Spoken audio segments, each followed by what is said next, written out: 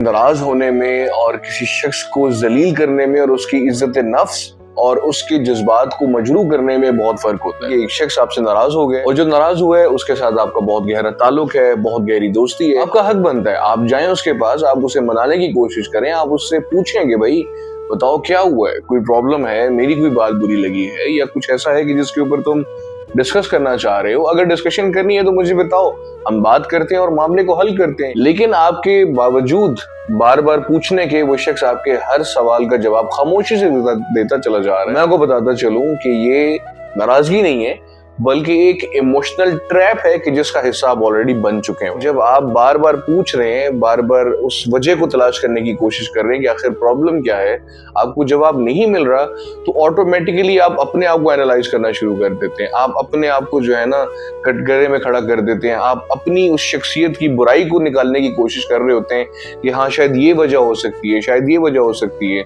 आप अपने आप को पूरा खंगाल के रख देते हैं और तब भी जब आपको जवाब नहीं मिलता तो आप मेंटली इतने फ्रस्ट्रेट हो चुके होते हैं ना कि एक स्टेज आता है कि आप उस शख्स से बात भी नहीं करना चाहते। तो बराए मेहरबानी अगर आप इस तरह की सिचुएशन से गुजरते हैं तो जो शख्स आपसे नाराज है आप बिल्कुल जाएं, आप जितना मर्जी उसे मनाना है मनाएं, आप उससे सवाल भी करें, उससे पूछें भी। लेकिन अगर आपको सिर्फ और सिर्फ खामोशी में जवाब मिल रहा है तो आप उस शख्स से ये कह दें कि अगर आपने बात करनी है तो वेल एंड गुड, मैं बात करने को तैयार हूं, लेकिन आपके इस साइलेंट ट्रीटमेंट का हिस्सा मैं नहीं बनने वाला।